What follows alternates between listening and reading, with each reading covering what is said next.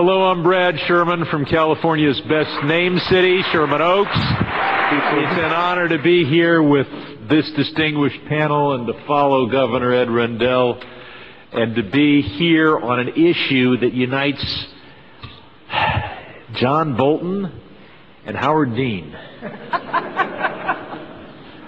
And it is good to be with so many advocates for democracy in Iran.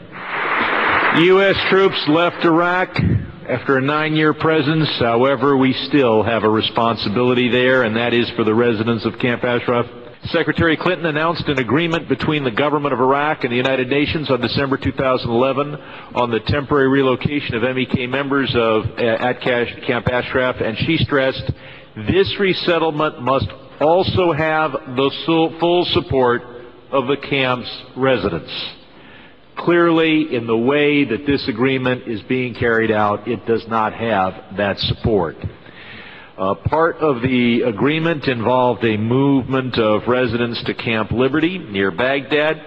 Unfortunately, the government of Iraq has relatively low credibility on this issue, having countenanced the violence against the residents of the camp in recent years. And we know that President Maliki is under pressure or cajoling from the Ayatollahs who run Tehran to not act in good faith. We promised the people of Camp Ashraf that we would protect them from any harm. We should do just that. We have 1,000 women. We have people who have been disarmed by America. We promise to protect them, and that we should do. The area allocated to Camp Liberty has been reduced. We've heard about the concrete walls. This doesn't sound like a refugee camp. It sounds like a forcible relocation to a prison camp, and that's simply wrong. Will the people of Camp Ashraf, if located to Camp Liberty, be allowed to have access to lawyers, to their families? What is the purpose of these relocation plans? And why, most importantly, can't the United Nations staff be allowed to interview residents in Camp Ashraf right now? It sounds like the government of Iraq is cooperating with the regime in Tehran to tighten the noose around the People's Mujahideen of Iran. The solution to this is obvious. The court has seen it. Governor Rendell has seen it as well. I am the lead sponsor of, the lead Democratic sponsor. I want to give credit to Ileana Ros-Lehtinen, who is the principal sponsor of House Resolution 231. We introduced it early last year. And it calls for all necessary steps to support the commitments of the United States to ensure the physical protection of the Camp Ashraf residents. Similar provisions were included in the Iran Threat Reduction Act, an act I helped write and helped pass on the floor December of last year. The House approves bill makes it the policy of the U.S. government to urge Iraq to uphold its commitments to ensure continuing the well-being of those residents of Camp Ashraf, to prevent involuntary return to Iran, and not to close Camp Ashraf until the United Nations Commission for Refugees can complete its process, recognize as political refugees the Camp Ashraf residents who do not wish to return to Iran, and that, of course, is all the Camp Ashraf residents.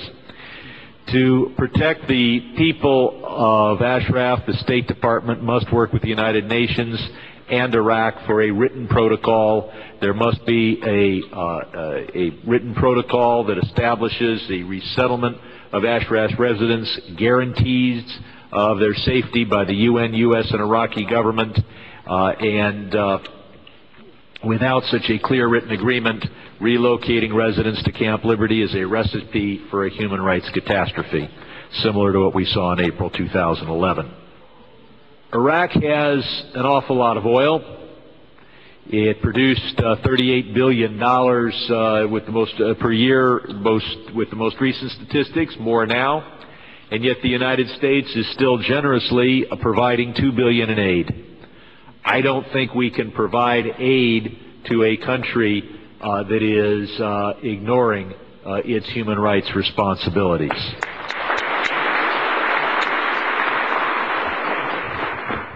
The listing by the State Department is a problem that makes it difficult to provide, to find political asylum for the residents of Camp Ashraf.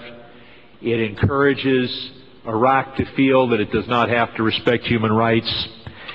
And this designation was not initially reached on the merits. It was done as part of a plan to build goodwill, harmony, and love between Washington and Tehran. How's that working out? And that is why I'm glad to see the court involved and insist that the decision be made based on the facts and the merits and not on some harebrained scheme of misguided diplomats who think that by listing the MEK on the list, they'll somehow create a kumbaya regime in Tehran. At our Foreign Affairs Committee in March of 2011, I pressed Secretary Clinton directly to personally review that court decision. Later that year, I pressed the Secretary to protect the residents of Camp Ashraf. I am still waiting for the State Department. The court is still waiting for the State Department. And it is time for the State Department to do its job.